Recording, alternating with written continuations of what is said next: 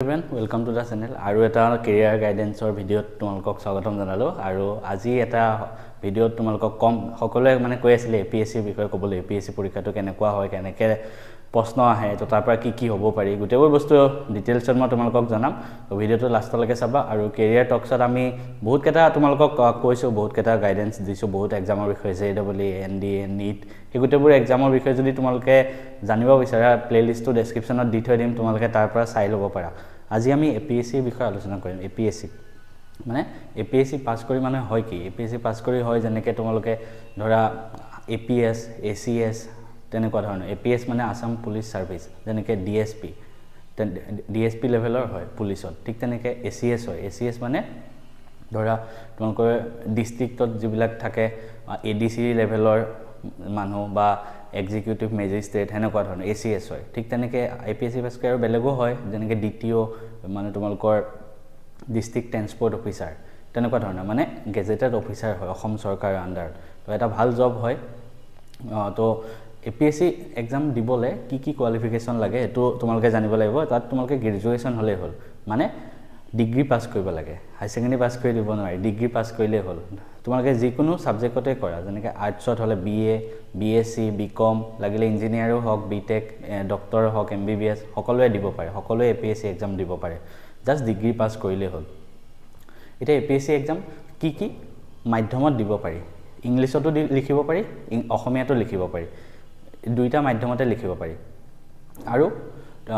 মই এটা সাজেষ্ট কৰো মানে কি মই এক্সামটো আজিলৈকে দিয়া নাই আৰু মই নিদু কেতিয়াও তো মই জাস্ট এটাই সাজেষ্ট কৰিম তোমালোকে ইংলিছত পঢ়াটো বেছি ভাল কাৰণ ইংলিছ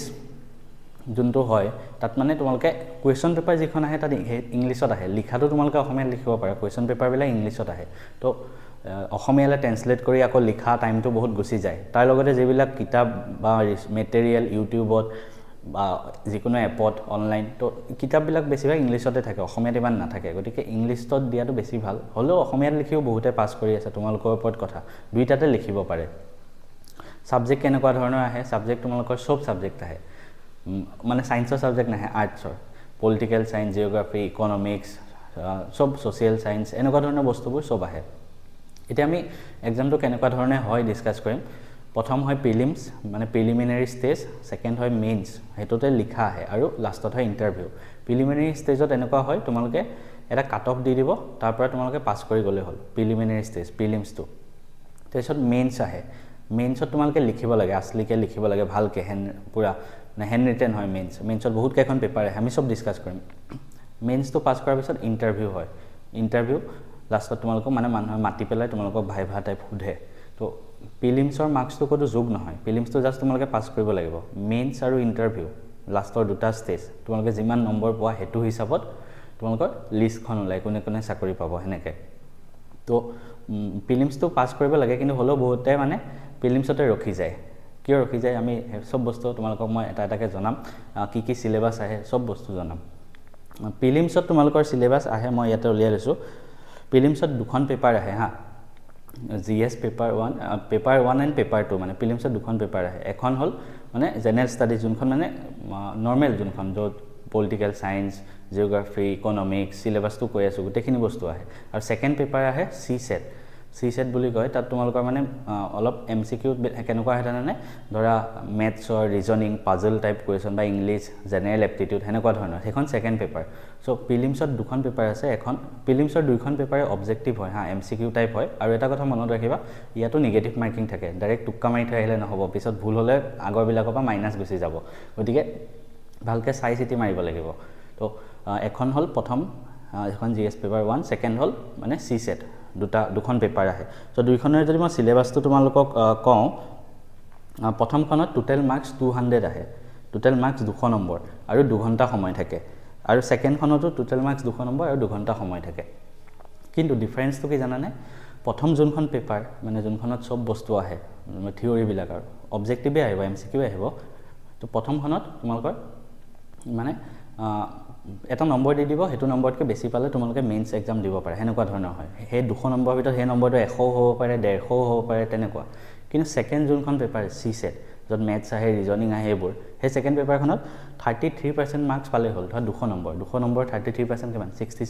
66 পালে পাছ কৰি যায় মানে এটা পাছ মাৰ্ক এটা পালেই হ'ল সেকেন্ডখনত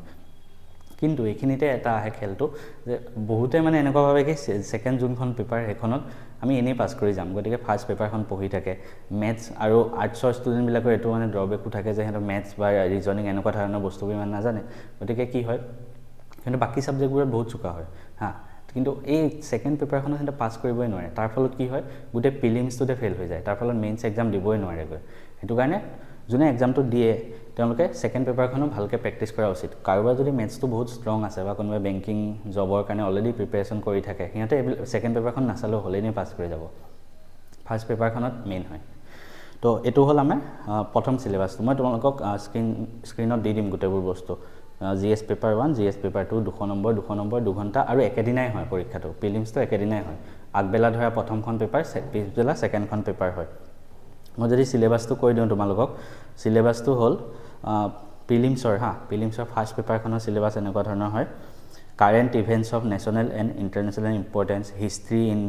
ইণ্ডিয়াৰ ওয়াৰ্ল্ডৰ geography political science economic and social development তাৰপিছত জেনাৰেল ইস্যুজ এনভাইৰনমেন্টাল সায়েন্স আৰু জেনাৰেল সায়েন্স আৰু কাৰেন্ট এফেয়াৰ্স গুটেবোৰ বস্তু আহে মানে প্ৰথম পেপাৰখনত গুটেবোৰ বস্তু আহে তো আৰু ইয়াৰে কি হয় জানে 30 পৰা 35% প্ৰথম পেপাৰখনত 200 নম্বৰ আছে 200 নম্বৰ ধৰা 30 পৰা 35% মানে 70 নম্বৰ মান কি আহে অসমৰ ৰিলেটেড আহে অসম ৰিলেটেড আহিব মানে 70 নম্বৰ মান হেতু হয় আৰু সেকেন্ড পেপাৰখনটো মই কলো ম্যাথছ আহে ৰিজনিং আহে পাজল আহে হেনেকুৱা এখিনি হল প্ৰিলিমছলৈকে এতিয়া প্ৰিলিমছ জুনে পাস কৰি যাব কি মেইনছ এক্সাম দিব পাৰে মেইনছত অলপ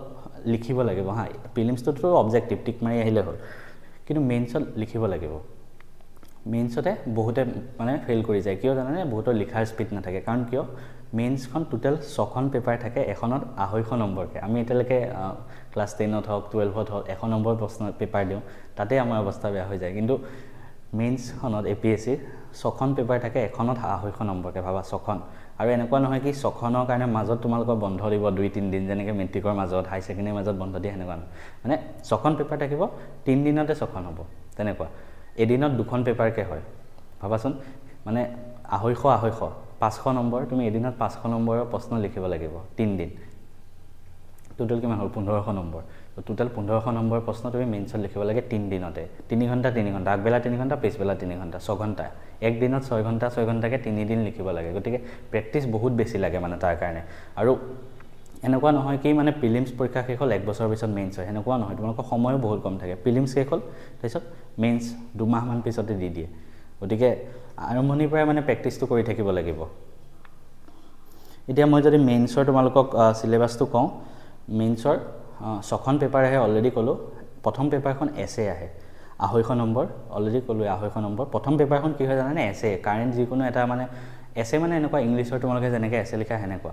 কিন্তু আমি এটা ক্লাস 10ত যি সকলে চাই আছে ভিডিও তোমালোকে ইংলিছৰ এছে কিমান লিখিছিল ম্যাক্সিমাম 10 নম্বৰ মান আহে ইয়াত দুখন এছে আহে এখনত 125 নম্বৰকে 125 250 তেনেকুৱা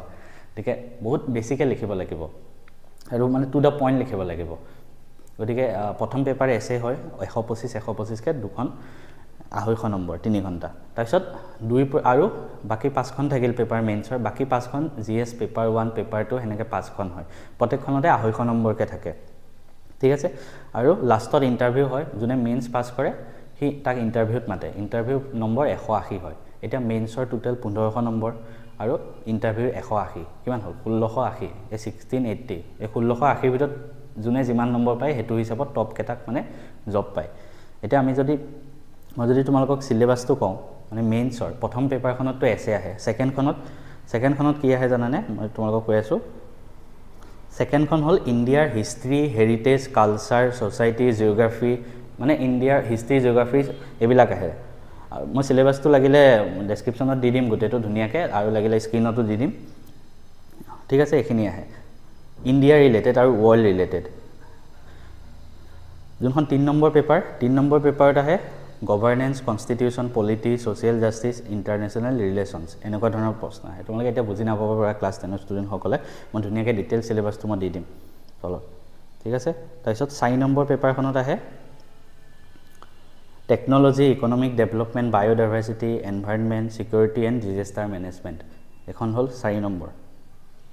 5 নম্বৰখনত আহে ইথিক্স ইন্টিগ্ৰিটি এণ্ড এপ্টিটিউড এখন হ'ল 5 নম্বৰ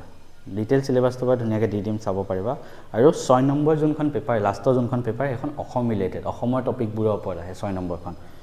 অসমৰ history heritage culture geography governance political science social justice environment security অসমৰ ৰিলেটেড গোটেইবোৰ বস্তু মানে অসমৰ 6 নম্বৰ পেপাৰখন অসম ৰিলেটেড হয় গতিকে এনেকুৱা ধৰণৰ প্ৰশ্ন আহে গোটেই ধুনিয়াকে ষ্ট্ৰাকচাৰটো মই তোমালোকক বুজাই দিবলৈ চেষ্টা কৰিলো আই হোপ তোমালোকে বুজি পালা আৰু ডেসক্ৰিপচনত মই গোটেইখিনি লিখি দিম মানে দি দিম তোমালোকৰ সিলেবাস বিলাক তাৰ উপৰি মই স্ক্ৰিনতো লগাই দিম তোমালোকে চাব পাৰা আৰু ভিডিওটো চোৱাৰ বাবে সকলোকে থ্যাংক ইউ